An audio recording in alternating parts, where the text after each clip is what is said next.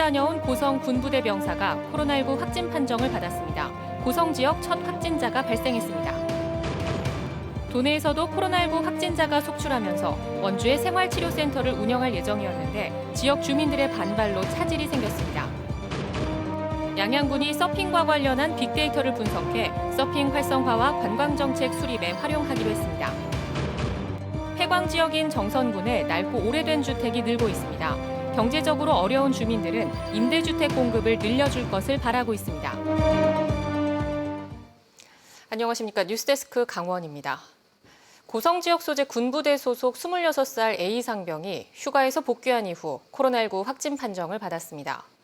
군부대와 고성군 등에 따르면 A 상병은 지난 10일부터 23일까지 서울로 휴가를 다녀왔고 은평구에 사는 모친이 코로나19 확진 판정을 받음에 따라 곧바로 검체 채취 검사를 진행해 오늘 오전 확진 판정을 받았습니다. 이에 따라 고성 지역에서 첫 번째 코로나19 확진자로 등록됐습니다. 한편 군부대는 코로나19 예방 차원에서 휴가에서 복귀한 군인들을 2주 동안 격리해 A 상병은 격리 공간에서 지냈습니다. 코로나19 생활치료센터가 들어서기로 한 원주시 신림면 주민들이 주민 협의 없는 결정에 집단 반발하고 나섰습니다. 병상이 부족할 수 있다는 위험 신호가 계속 있었지만 강원도가 생활치료센터 설치를 뒤늦게 결정하면서 갈등을 키웠습니다. 이병선 기자입니다. 코로나19 생활치료센터 예정지로 가는 길을 차량과 농기계가 가로막았습니다. 무더운 날씨에도 아랑곳하지 않고 주민들은 길 위에 진을 쳤습니다. 시청 관계자를 향해 고성이 오가고 하겠습니다. 어떻게 생각합니까? 하루 종일 해야지. 시내 면장도 무시하고 동네 이장도 무시하고. 정오가 다돼 나타난 원창묵 시장이 한시가 급한 일이라며 설득하려 했지만 분노를 막기엔 역부족이었습니다. 오래 하지 않게 2달 이내에 다 끝내서 안 하도록 할 테니까. 아니요, 그게 아니잖아요, 이게. 전날까지 생활치료센터가 들어오는 것을 전혀 몰랐던 주민들이 단체 행동에 나선 겁니다. 이들은 경제적 타격이 분명한 일인데 일말의 논의 없이 센터를 지정했다고 분통을 터뜨렸습니다. 소농이랑 펜션, 숙박업도 그다음에 상권이 되게 많이 있어요. 경제가 망가지면은 병이 걸려서 죽는 게 아니라 먹고 살 게 없어서 죽습니다, 저희는. 문제는 이같이 시급한 일을 강원도나 원주시가 사전에 준비하지 않았다는 겁니다. 확진자가 늘어나던 지난주부터 보도를 통해 병상 부족 문제가 제기됐지만 원주시는 병상이 충분하다고 답했습니다. 언제든지 비워서 우리 확진자가 나와서 입원할 수 있는 거는 충분하게 병상을 확보할 수 있다고 답변을 받았습니다. 원주시 관계자는 지난주부터 강원도에 생활치료센터 설치를 건의했지만 지난 25일에 확진자가 대량으로 나온 뒤에야 준비가 시작됐다며 강원도에 책임을 미뤘습니다. 25일 밤에야 결정된 사항을 전달받았고 그래서 미처 주민들에게 밝힐 시간도 없었다는 겁니다. 강원도는 이에 대해 지난 수개월 동안 확진자가 70명에 불과했기 때문에 의료원의 수용이 가능할 것으로 봤다고 설명했습니다. 이미 확진자가 가파르게 늘고 있었는데도 논의를 미루고 있다가 주민들과의 갈등을 키운 셈입니다. 결국 일이 터져야만 대처하는 강원도와 원주시의 행정력에 코로나19 확진자 20명가량이 입원하지 못하는 상황이 당분간 이어질 것으로 우려됩니다. MBC 뉴스 이병선입니다. 아프리카 돼지열병에 감염된 야생 멧돼지 폐사체가 춘천에서도 발견됐습니다. 사람은 코로나로, 가축은 아프리카 돼지열병 확산으로 어느 때보다 힘든 시기인데요. 각종 제한 조치로 힘겨워하는 양돈 농가들은 농장으로의 유입을 막기 위해 안간힘을 다하고 있습니다. 허주희 기자가 취재했습니다. 춘천에서 아프리카 돼지열병 감염 멧돼지가 발견된 곳은 사북면 오탄입니다. 민간인 통제 선박 광역 울타리 안입니다. 지난 23일 마을 주민이 멧돼지 폐사체를 발견해 신고한 지 3일 만에 춘천에서 처음으로 확진이 나왔습니다. 열병인지 뭔지 그런 얘기를 하고 그러길래 난 무슨 짐승이 그랬나 그런 생각도 했고 새끼가 죽어 있으니까. 폐사체 발견 지점은 기존 발생 지점인 화천군 산해면 용담리에서 남동쪽으로 6.7km 떨어진 곳입니다. 멧돼지 사체가 발견됐던 곳입니다. 산속이 아니라 이렇게 민가와 가까운 산책로 입구에서 발견됐습니다. 방역당국은 감염 지역 인근 도로 등 일대를 소독하고 야생 멧돼지 폐사체 수색을 강화하고 있습니다. 생석회 별팀이 소독을 충실히 하여 아프리카 돼지열병이 양돈 농가로 전파되지 않도록 최선을 다하고 있습니다. 발견 지점 반경 10km의 방역대에 있는 농가에 대해서는 이동 제한 조치를 내렸습니다. 춘천은 1개, 화천은 7개 양돈 농가가 해당됩니다. 사육돼지 수는 11,000마리입니다. 양돈 농가들은 이미 멧돼지 사이에서는 감염이 확산된 것으로 보고 농가가 뚫리지 않도록 방역의 고삐를 쥐고 있습니다.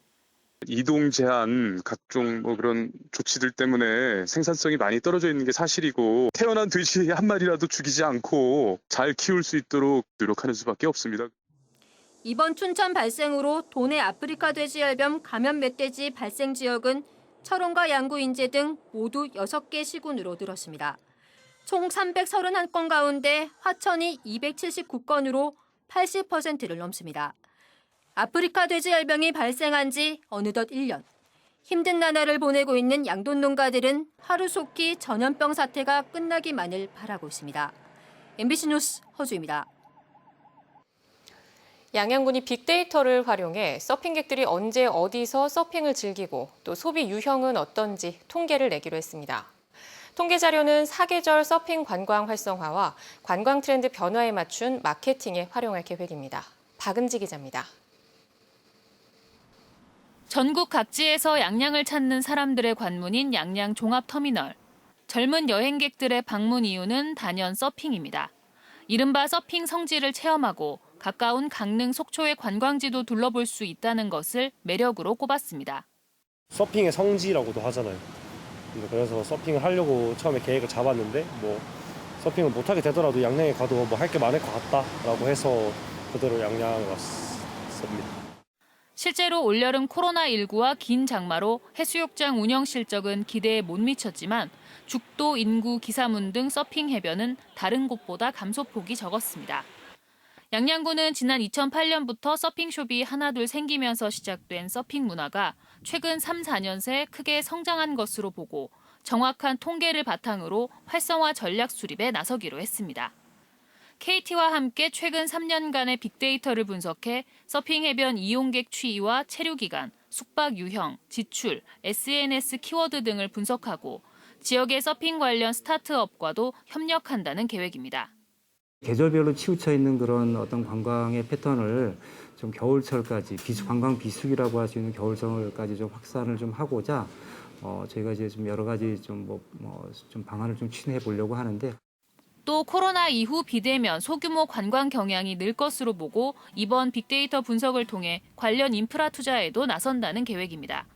실제로 서핑 해변과 인접한 현남면 지경리, 북분리 등 등록 캠핑장이 있는 소규모 해변은 올해 관광객이 늘어난 것으로 나타났습니다. 처음 시도되는 빅데이터 분석 결과에 따라 보다 세밀한 관광 마케팅 전략이 도출될 수 있을 것으로 기대됩니다. MBC 뉴스 박은지입니다. 폐광 지역인 정선군에는 낡고 오래된 주택들이 많습니다. 경제적으로 어려운 주민들은 임대주택 공급을 늘려줄 것을 바라고 있지만 현실적인 걸림돌도 있습니다. 조규환 기자입니다. 정선군 북평면 북평리의 주택가입니다.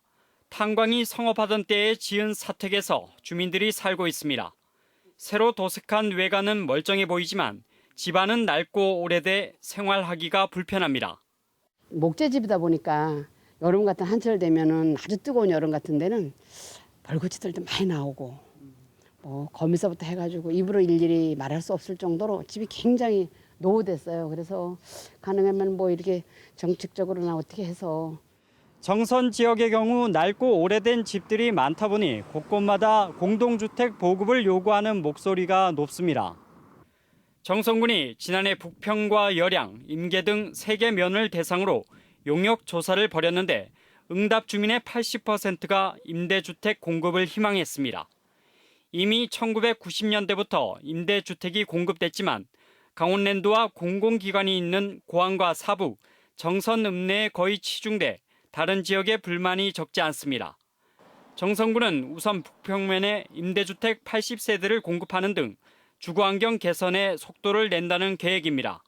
북평 80대가 확정됐습니다. 21년 착공할 예정이고요. 향후에는 열양 임계에 대해서는 2021년에 방향을 설정해서 공모라든지 다양한 방법을 강구해 볼 생각입니다.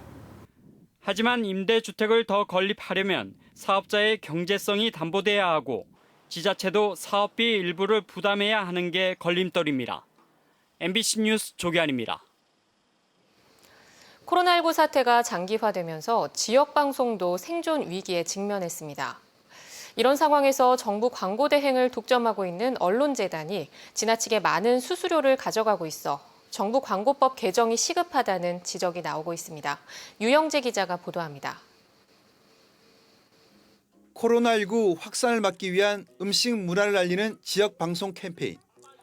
개인 접시 사용과 음식 덜어 먹기를 강조하는 내용으로 시민들이 친숙하게 받아들이게끔 익살스럽게 표현했습니다.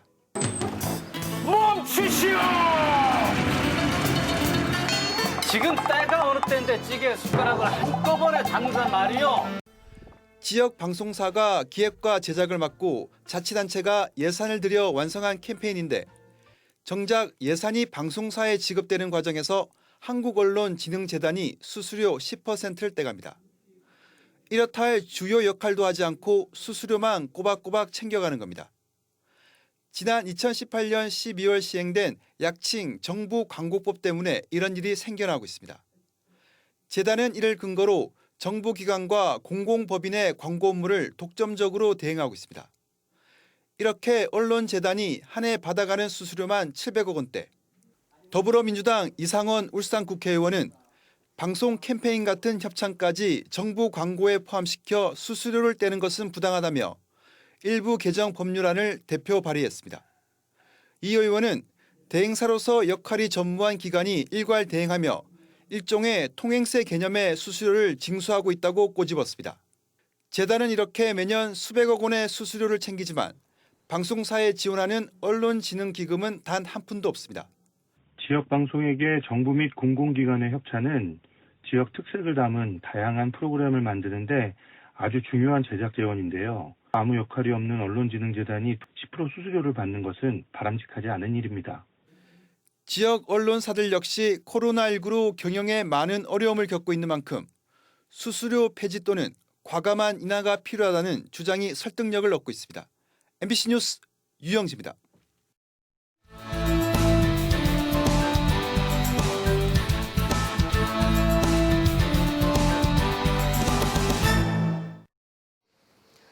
강원도에 내려졌던 태풍주의보는 모두 해제됐지만 태풍의 간접 영향으로 무더운 날씨가 지속되고 있습니다. 동해안 전시군에 폭염주의보가 내려진 가운데 낮 최고 기온은 강릉 35.6도, 속초 32.4도, 동해 29.5도 등 30도 안팎을 보였습니다. 오늘 밤과 내일 새벽 사이에는 열대야 현상이 나타나는 곳도 있겠습니다. 내일은 차차 흐려져 오후에는 한때 비가 오겠지만 기온은 오늘과 비슷하겠습니다. 코로나19 여파로 관광과 문화생활 등이 위축되면서 문화누리카드 이용률도 크게 줄었습니다. 강원문화재단은 기초생활수급자와 차상위 계층에 문화 향유 기회를 제공하기 위해 1인당 9만 원을 지원하는 문화누리카드가 6만여 명에게 발급됐다고 밝혔습니다. 그런데 문화누리카드 이용률은 52%로 지난해 같은 기간 62%와 비교해 10%포인트 감소했습니다. 이는 코로나19 영향으로 전반적인 외부 활동이 줄어들고 공연과 스포츠 경기가 취소되거나 무관중 경기로 전환됐기 때문으로 분석됩니다. 코로나19 지역 감염이 확산되면서 학생과 교직원 확진도 늘고 있습니다. 강원도 교육청은 코로나19 확진 판정을 받은 학생이 초등학생 4명, 중학생 1명, 고등학생 8명, 특수학교 학생 1명 등 14명이라고 밝혔습니다. 또 유치원 교사 2명과 직원 1명 등 교직원도 3명이 감염됐다고 덧붙였습니다. 도교육청은 가족들에 의한 감염 사례가 늘고 있지만 학교 내 전파는 아직 없다며 외부인 출입 통제와 학교 방역을 강화해 코로나19 감염을 차단하겠다고 밝혔습니다. 코로나19 재확산을 막기 위해 동해 부평 민속시장 5일장이 임시 휴장합니다. 동해 부평상인회는 사회적 거리두기 2단계가 실시됨에 따라 내일과 다음 달 3일 5일장을 임시 휴장하기로 했습니다. 또 방역과 소독, 점포별 위생관리를 강화하고 코로나19 사태에 따라 휴장 기간 연장이나 재개장 여부를 결정하기로 했습니다. 서울과 수도권 확진자가 잇따라 강릉을 다녀가면서 강릉시가 동선 공개와 접촉자 확인에 나섰습니다. 강릉시에 따르면 중랑구 123번째 확진자인 20대 여성은 지난 22일 일행 4명과 함께 남항진의 식당과 편의점, 중앙시장, 성남동 마트를 다녀간 것으로 확인됐습니다. 또 고양시 212번째 확진자인 50대 여성은 지난 23일 자가용을 이용해 주문진읍의 활어 판매장을 방문했고 이후 양양군으로 출발한 사실도 확인하고 접촉자 분류에 나섰습니다. 강릉시의회가 코로나19 확산 예방을 위해 다음 달 예정된 임시회 운영 규모를 줄입니다. 강릉시의회는 다음 달 7일부터 11일까지 열리는 제286회 임시회 참석 공무원 인원을 기존 5급 과장급 이상에서 국장급 이상으로 최소화한다고 밝혔습니다. 강원 뉴스 마칩니다. 고맙습니다.